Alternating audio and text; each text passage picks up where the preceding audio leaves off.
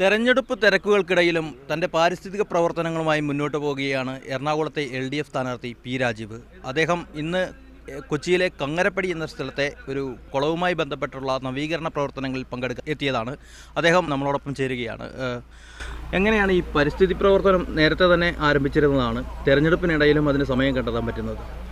അത് ഒരു തുടർച്ചയായ പ്രവർത്തനമാണ്. നമ്മൾ ജലസ്രോതസ്സുകൾ സംരക്ഷിക്കുന്ന പ്രവർത്തനം ഇപ്പോൾ കേരള ഗവൺമെൻറ്റിൻ്റെ ഹരിത കേരളം പദ്ധതിയോട് ഐക്യദാർഢ്യം പ്രകടിപ്പിച്ചുകൊണ്ട് ഞങ്ങൾ ഏറ്റെടുക്കുകയുണ്ടായി. കഴിഞ്ഞ വർഷം 50-ലധികം കുളങ്ങൾ ശുചീകരിക്കാൻ കഴിഞ്ഞു.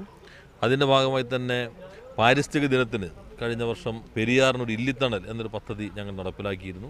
പെരിയാറിന് ഇരു തീരങ്ങളിലും ഇല്ലി നട്ടുപിടിപ്പിക്കലായിരുന്നു. പ്രളയം അതിനകത്ത് വല്ലാത്ത രൂപത്തിൽ ആഘാതം ഏൽപ്പിച്ചെങ്കിലും ഇത്തരം പ്രവർത്തനങ്ങൾ കൂടുതൽ വേണമെന്നൊരു പാഠം പ്രളയം നൽകുകയുണ്ടായി. കുളങ്ങൾ അതുപോലെ കിണറുകൾ വൃത്തിയാക്കിയത് കൂടാതെ കഴിഞ്ഞ വർഷം 50,000-ലധികം മഴക്കുഴികൾ ഞങ്ങൾക്കിവിടെ നിർമ്മിക്കാൻ കഴിഞ്ഞു. ഓരോ പാർട്ടി അംഗത്തിൻ്റെയും വീട്ടിൽ ഒന്നിലധികം മഴക്കുഴികൾ എന്നതായിരുന്നു ഞങ്ങൾ മുന്നോട്ട് വെച്ച കാഴ്ചപ്പാട്. തെരഞ്ഞെടുപ്പ് സന്ദർഭത്തിൽ എല്ലാ പ്രവർത്തകരും അതിനകത്ത് കേന്ദ്രീകരിക്കുന്നതുകൊണ്ട് കഴിഞ്ഞ തവണത്തേതുപോലെ വ്യാപകമായി ഈ ക്യാമ്പയിൻ ജലദിനത്തിനോ ഞങ്ങൾക്കിപ്പോൾ ഏറ്റെടുക്കാൻ കഴിഞ്ഞിട്ടില്ല. എങ്കിലും കഴിഞ്ഞ വർഷം ഏറ്റെടുത്ത സമയം വരുന്നേയുള്ളൂ. അത് മഴയ്ക്ക് മുമ്പ് തന്നെ മഴക്കുഴികളുടെ നിർമ്മാണവും അതുപോലെ തന്നെ ശുചീകരണ പ്രവർത്തനങ്ങളും പൂർത്തീകരിക്കാൻ കഴിയുമെന്നാണ് പ്രതീക്ഷിക്കുന്നത്. വലിയ ഒരു പ്രതിസന്ധി ഘട്ടത്തിൽ കൂടെയാണ് നമ്മളെല്ലാവരും നിൽക്കുന്നത്. പാരിസ്ഥിതികമായിട്ടുള്ള വരൾച്ച, വേനൽ, അതുപോലുള്ള ഈ ഇത്തരത്തിലുള്ള പ്രവർത്തനങ്ങൾ ഒരുപക്ഷെ എല്ലാവർക്കും മാതൃകയാക്കാവുന്നതാണ്. തെരഞ്ഞെടുപ്പിന് ശേഷവും ഇതുപോലുള്ള പ്രവർത്തനങ്ങൾ തുടരുമെന്ന് തന്നെയാണോ? അല്ല, കഴിഞ്ഞൊരു രാജ്യസഭാ അംഗമായിരിക്കുമ്പോൾ യഥാർത്ഥത്തിൽ ജനങ്ങളെ നേരിട്ട് വോട്ട് വാങ്ങിക്കൊണ്ട് ജയിക്കുന്ന ആളുകളല്ല, തിരഞ്ഞെടുക്കപ്പെട്ടവരല്ല, തിരഞ്ഞെടുക്കപ്പെടുന്നവരാണ്. അതിനുശേഷം പാർട്ടി ചുമതല ഏറ്റെടുക്കുന്ന സന്ദർഭത്തിലാണ് ഇത്തരം പ്രവർത്തനങ്ങൾക്ക് നേതൃത്വം നൽകാൻ കഴിഞ്ഞത്.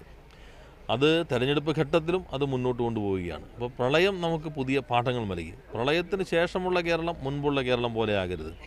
ഇപ്പോൾ കൊല്ലത്ത് ചേർന്ന സയൻസ് കോൺഗ്രസിൽ അവതരിപ്പിച്ച പ്രബന്ധങ്ങളിലൊന്ന് കേരളത്തിൻ്റെ താപനില വല്ലാതെ വർദ്ധിക്കുന്നു എന്നുള്ളതാണ്. ഇപ്പോൾ കൊടും ചൂടിലേക്ക് കേരളം പോവുകയാണ്. അപ്പോൾ അതിന് ജലസ്രോതസ്സുകൾ സംരക്ഷിക്കണം, മരങ്ങൾ നട്ടുപിടിപ്പിക്കേണ്ടതുണ്ട്. ഇതുവരെയുള്ള പ്രവർത്തനം പാർട്ടി സെക്രട്ടറി എന്ന നിലയിലോ അല്ലെങ്കിൽ മുന്നണിയുടെ ഒരു പ്രവർത്തകൻ എന്ന നിലയിലോ ഏറ്റെടുക്കുന്ന പ്രവർത്തനങ്ങൾ പുറത്തുള്ള ആളുകളൊക്കെ സഹകരിക്കുന്നുണ്ടെങ്കിൽ പോലും അതിന് ചില പരിമിതികളുണ്ട്. എന്നാൽ ഒരാൾ ജനപ്രതിനിധിയെ തിരഞ്ഞെടുക്കപ്പെട്ട് കഴിഞ്ഞാൽ അതോടുകൂടി മുഴുവൻ ജനങ്ങളുടെയും പ്രതിനിധിയാണ്. ഏതെങ്കിലും പാർട്ടിയെയോ മുന്നണിയെയോ മാത്രമല്ല അദ്ദേഹം ആരായാലും പ്രതിനിധീകരിക്കുന്നത്, ആ മണ്ഡലത്തിലെ മുഴുവൻ ജനങ്ങളുടെയും പ്രതിനിധികളാണ്. അങ്ങനെ ഒരാൾക്ക് ഒരു അവസരം കിട്ടിക്കഴിഞ്ഞാൽ മുഴുവൻ ജനങ്ങളെ അണിനിരത്തിക്കൊണ്ടുള്ള ഒരു ജനകീയ മുന്നേറ്റം ഇത്തരം മേഖലകളിൽ സൃഷ്ടിക്കാൻ കഴിയും. സർക്കാർ പദ്ധതികൾ മാത്രം കൊണ്ട് നമുക്ക് ഇത്തരം പ്രശ്നങ്ങൾ അഭിസംബോധന ചെയ്യാൻ കഴിയില്ല. ജനകീയ മുന്നേറ്റം ആവശ്യമാണ്. ജനപ്രതിനിധികൾ മുഴുവൻ ജനങ്ങളെയും, കക്ഷി രാഷ്ട്രീയത്തിൻ്റെയും ജാതിമത ചിന്തകൾക്ക് അതീതമായി മുഴുവൻ ജനങ്ങളെ അണിനിരത്താൻ കഴിയുന്ന ആളുകളായിരിക്കും. അതിനുള്ള ശ്രമം തിരഞ്ഞെടുക്കപ്പെട്ട് കഴിഞ്ഞാൽ കുറേ കൂടി ഉത്തരവാദിത്തത്തോടുകൂടി, കുറേ കൂടി ജനപങ്കാളിത്തത്തോടുകൂടി നടപ്പിലാക്കാൻ കഴിയും എന്നാണ് ഞാൻ പ്രതീക്ഷിക്കുന്നത്. ഇപ്പോൾ പുതിയൊരു സ്ഥാനാർത്ഥി കൂടെ, NDAയുടെ സ്ഥാനാർത്ഥി കൂടെ വന്നിരിക്കുകയാണ്, കേന്ദ്രമന്ത്രിയാണ്. അപ്പോൾ ആ സ്ഥാനാർത്ഥിത്വത്തെ കൂടെ എങ്ങനെ വിലയിരുത്തുന്നു? അല്ല, ഞങ്ങൾ ആദ്യഘട്ടത്തിൽ തന്നെ പറഞ്ഞിരുന്നു, എതിരാളി എന്ന് നോക്കിക്കൊണ്ടല്ല ഞങ്ങളുടെ പ്രവർത്തനം. ഞങ്ങളുടെ പ്രവർത്തനം എന്നുള്ളത് ഞങ്ങൾക്ക് എന്ത് ചെയ്യാൻ കഴിയും, ഞങ്ങൾ എന്താണ് മുന്നോട്ട് വയ്ക്കുന്നത്, ഇതാണ് ഞങ്ങൾ നടത്തിക്കൊണ്ടിരിക്കുന്ന പ്രവർത്തനം എന്നുള്ളത്. അതിന് നല്ല സ്വീകാര്യതയാണ് എല്ലായിടത്തും ലഭിച്ചുകൊണ്ടിരിക്കുന്നത്. ഇളകി മറിയുന്ന ജനക്കൂട്ടങ്ങൾ എല്ലായിടത്തുമുണ്ട്.